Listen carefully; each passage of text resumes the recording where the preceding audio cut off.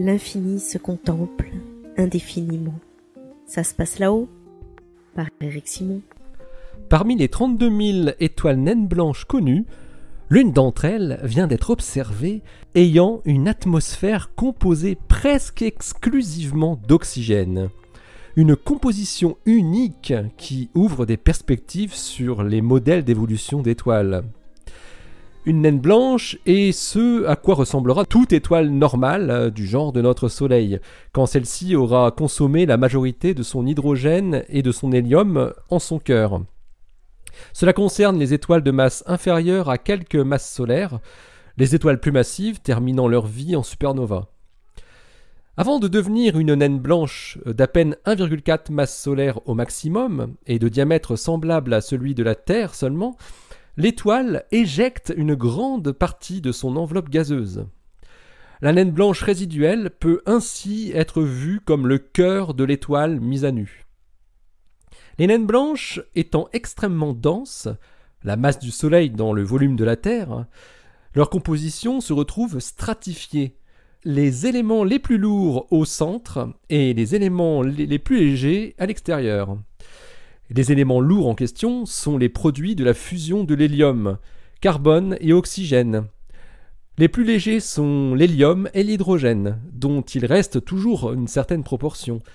80% des naines blanches ont une atmosphère dominée par l'hydrogène, les autres 20% montrant une atmosphère d'hélium. Mais la naine blanche que les astrophysiciens menés par le Brésilien Kepler de Souza Oliveira, de l'Université fédérale du Rio Grande à Porto Alegre, et qui signe S.O. Kepler, la classe, possède une très curieuse particularité. On y trouve dans ses couches externes, son atmosphère, quasi uniquement de l'oxygène. Les autres éléments les plus abondants qui y sont détectés sont du néon, avec 25 fois moins que l'oxygène, et du magnésium, 55 fois moins, avec quand même un petit peu d'hélium, 30 fois moins que l'oxygène. Cette naine blanche, nommée SDSS J 1240 plus 6710, est très inhabituelle, pour ne pas dire anormale, et ne correspond pas au modèle d'évolution d'une étoile seule. Sa composition indique que ces couches externes d'hydrogène, d'hélium et de carbone ont dû être détruites ou chassées durant la formation de la naine blanche. D'autre part, les modèles de naines blanches prédisent que les rares qui produisent du néon et du magnésium doivent être les plus massives. Or, cette étoile a une masse tout à fait moyenne pour une naine blanche. Un fait plus troublant encore est que les astrophysiciens trouvent aussi des traces de silicium, avec un ratio oxygène sur silicium de 3200.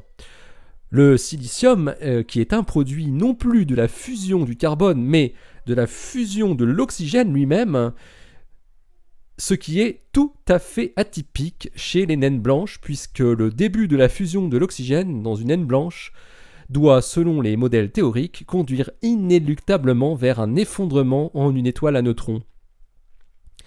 Il se pourrait ainsi que SDSS J 1240 plus 6710 ait brûlé partiellement son oxygène en étant à la limite de s'effondrer en étoile à neutrons, ou bien qu'elle soit associée à une étoile compagne ayant eu un effet non négligeable sur son évolution. Les questions sont posées et les réponses sont à venir. La recherche systématique de phénomènes transitoires mène aujourd'hui à la découverte de toujours plus de supernovas, et les spécialistes découvrent toujours plus de variétés dans les supernovas par effondrement de cœur.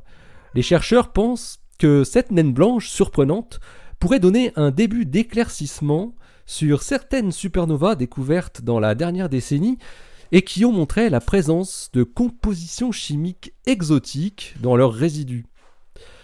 Il est remarquable que la découverte de cette étoile naine blanche surprenante ait été faite par Kepler de Souza Oliveira et ses collègues avec un instrument qui n'était pas dédié au départ à la recherche de ce type d'objet.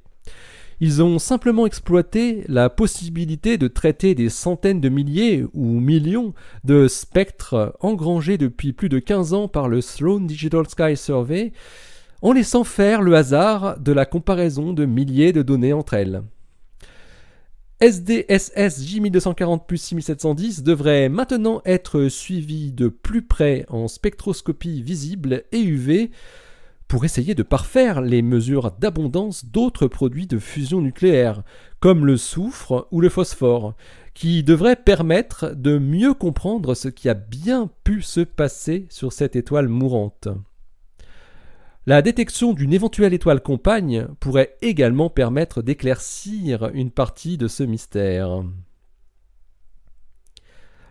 L'article de Kepler de Souza Oliveira et ses collaborateurs s'intitule « A White Dwarf with an Oxygen Atmosphere », une naine blanche avec une atmosphère d'oxygène. Il est paru dans Science le 1er avril 2016 et ce n'est pas un poisson. Non, non, non, non, non. Pas de ça ici. Dans le volume 352, donc, je mets le lien, bien évidemment, comme toujours en bas du post. Allez, à très bientôt sur Ça se passe là-haut. Restez bien à l'écoute sur le www.ça-se-passe-là-haut.fr, le blog où l'univers se contemple indéfiniment. Vous retrouvez ce podcast, comme toujours, sur podcloud.fr, sur iTunes et sur YouTube. Allez, à très bientôt, restez bien les yeux au ciel et les pieds sur terre. Allez, salut!